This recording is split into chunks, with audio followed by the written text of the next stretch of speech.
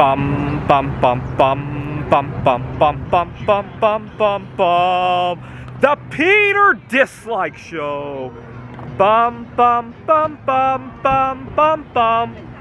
It's Saturday. I'm at a farmer's market, and something does not add up, does not compute in my mind. So here at the farmer's market, there's not a smudge of junk food in sight, and then just 2 miles from here we have a Whole Foods market.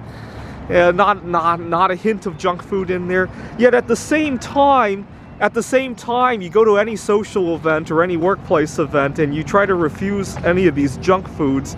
It's like, where are these people? I'm sure these people all have jobs. I'm sure most of them, at least, and I'm sure these people go to social events. But why is it that you could have crowded farmers markets and Whole Food stores, and then we have the Sprouts Farmers Market as well, a lot of healthy food stores, and yet at the same time feel like an outcast for trying to eat healthy at various events? It doesn't add to me. And it's really a shame that we live in an environment where people who are doing the right thing have to feel closeted about it, right? I ran into a little bit of drama trying to park in here as well, and so it was very reminiscent of a few years ago when we had to line up to get COVID testing. So you got slow-moving traffic, and I like to conserve. So if it's going to be 5 minutes before the next car moves up, I'll turn off my engine, and I'll usually wait for a gap of 3-4 cars. Now there's nobody behind. If there were a long line behind me where it stretches out to the highway, yeah, that would be inconsiderate of me. But there isn't. You're not going to get any faster just because I'm going to pull up 2 cars, and yet people are very angry at that.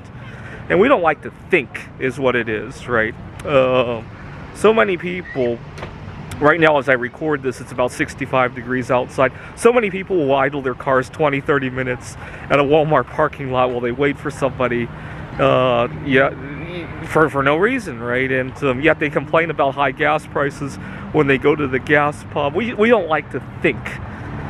We live in an environment where the people who have often abuse the people who don't have. And I'm not just talking money. I'm talking about love.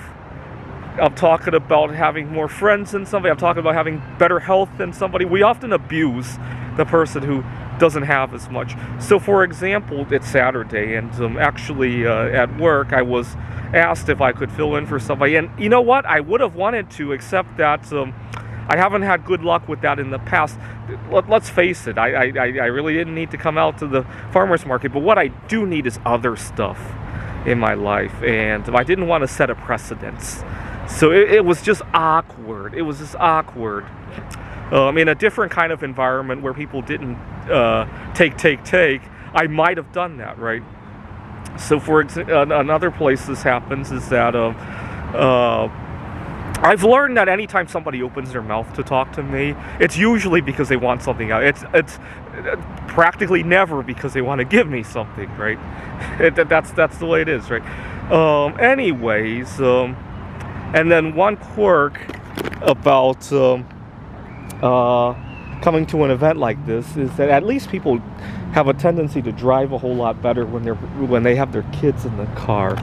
And we value our kids more than ourselves, it seems like, which is great, except that in a workplace environment where I don't have kids, people don't value me as much.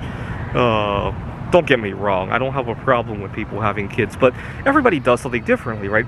I think throughout human history, only 80% of us have had kids, right? 80% of all humans have reproduced. Imagine if it were 100%, right? I think we would have been overcrowded a long time ago, right? And I guarantee you a lot of great things have been invented by the other 20%, right? I gotta do some research about it. The stuff that's been discovered by or invented by people who haven't had kids. I'm trying to think.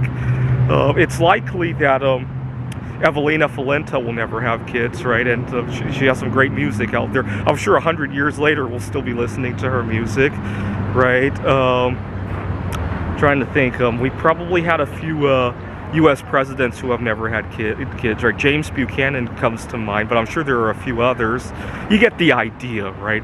If everything that was ever discovered or invented by somebody who didn't have kids, all of a sudden were to vanish tomorrow, I think you would notice something. Let's put it that way. This is the Peter Dislike Show.